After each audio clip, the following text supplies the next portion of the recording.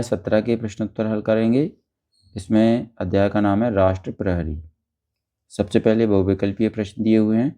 इसमें प्रश्न नंबर पहला है, थल सैनिकों की वर्दी किस रंग की होती है। यहाँ पर 4 ऑप्शन दिए हैं। सही ऑप्शन है ऑप्शन सी, गहरे हरे रंग की। उत्तर में लिखेंगे हम गहरे हरे रंग की। इसके बाद प्रश्न नंबर 2 पर आ जाते हैं। जल, थल और वायु तीनों सेना का सर्वोच्च अध्यक्ष होता है। 4 ऑप्शन दिए हैं यहाँ पर। सही ऑप्शन है ऑप्शन ए, राष्ट्रपति। उत्तर में हम लिखेंगे ऑप्शन ए, राष्ट्रपति। इसके बाद प्रश्न 3 पर आते हैं। सेना की सेवा भावना किस कार्य से प्रदर्शित होती है। 4 ऑप्शन दिए हैं। सही ऑप्शन है ऑप्शन सी, सेना आपातकाल में जनता की सहायता करती है। उत्तर में लिखेंगे हम ऑप्शन सी, सेना आपातकाल में जनता की सहायता करती है। अगला है प्रश्न 4, चौकस शब्द का समानार्थी शब्द क्या होगा। इसमें सही ऑप्शन है ऑप्शन बी, सावधान। उत्तर में हम लिखेंगे ऑप्शन बी, सावधान। इसके बाद 5वें नंबर पर आते हैं। सजग शब्द में क्या जोड़ने पर संज्ञा शब्द बनेगा। सही ऑप्शन है ऑप्शन डी, ता। उत्तर में लिखेंगे ऑप्शन डी, ता। आगे चलते हैं। नीचे दिए गए शब्दों में से उचित शब्द चुनकर रिक्त स्थानों की पूर्ति कीजिए। यहाँ पर देखिए, ये कुछ शब्द दिए हैं, इनमें से सही शब्द को छांटकर हमें रिक्त स्थानों की पूर्ति करना है। तो यहाँ पर नीचे रिक्त स्थान दिए हैं। चलिए, छठे वाले रिक्त स्थान में यहाँ पर हम भरेंगे संज्ञा। 7वें रिक्त स्थान भरेंगे नीले गहरे। 8वें वाले रिक्त स्थान भरेंगे प्रसिद्ध। 9वें वाले रिक्त स्थान भरेंगे गणतंत्र दिवस। और 10वें वाले रिक्त स्थान भरेंगे लड़कियाँ। यहाँ पर इस तरीके से आप यहाँ पर भी देख लें, मैंने जूम किया हुआ है। यहाँ से ये उत्तर आप लिख लें। चलिए आगे लघुत्तरीय प्रश्नों पर आते हैं हम। इसमें दिया है एक शब्द एक वाक्य में उत्तर लिखिए। इसके अंतर्गत प्रश्न नंबर 11 दिया है, नौसेना को और किस नाम से जाना जाता है। उत्तर लिखेंगे जल सेना। इसके बाद प्रश्न 12 पर आते हैं। दिए गए शब्दों के बहुवचन बताइए। तो उत्तर में लिखेंगे वर्दी का है वर्दियाँ, इकाई का है इकाइयाँ। इसके बाद प्रश्न 13 पर आते हैं। 26 जनवरी की परेड में सबसे पहले किस सेना के सैनिक दिखे। उत्तर लिखेंगे थल सेना के।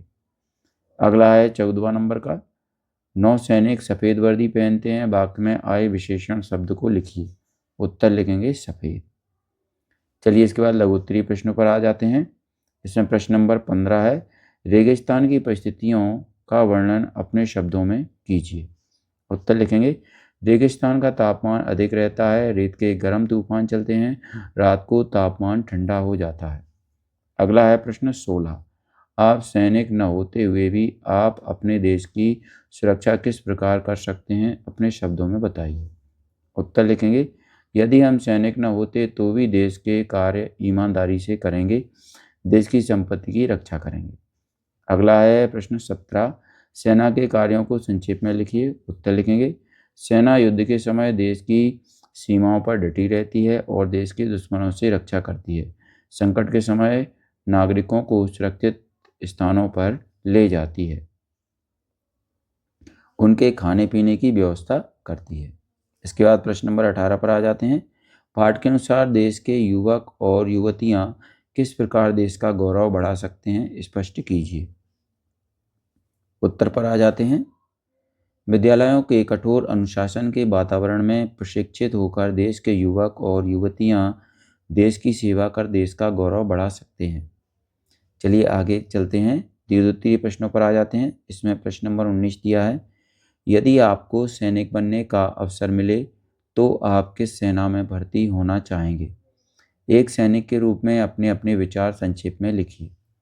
उत्तर लिखेंगे हम अपने देश की सेवा के लिए सेना में भर्ती होकर ईमानदारी से देश की सेवा करेंगे। सैनिक बनकर देश के दुश्मनों की बुरी नज़र से बचाएंगे। जो भी मेरे देश पर आंख उठाएगा तो प्राणों की परवाह किए बिना उसका डटकर सामना करूंगा। देशवासियों की रक्षा करने का हर संभव प्रयास करूंगा। इसके बाद आगे बढ़ते हैं। अगला प्रश्न है प्रश्न नंबर 20, 26 जनवरी की परेड के विषय में 8 से 10 पंक्तियां लिखिए। उत्तर लिखेंगे 26 जनवरी की परेड का दृश्य मनोहारी होता है। इस परेड में तीनों सर्वप्रथम थल सेना की टुकड़ी कदम से कदम मिलाकर चलते हैं। राष्ट्रपति तीनों सेनाओं के प्रमुख की सलामी लेते हैं, सभी कतारों में चलते हैं, वह अपने शौर्य का प्रदर्शन करते हैं। तो बच्चों देखो, यहाँ पर ही हमारा अध्याय समाप्त हो चुका है। अगर आपको हमारा ये वीडियो अच्छा लगता है तो इसको लाइक करें, अपने दोस्तों के साथ शेयर भी करें। इसी तरीके के और भी वीडियो पाने के लिए हमारे चैनल को सब्सक्राइब करना न भूलें। धन्यवाद।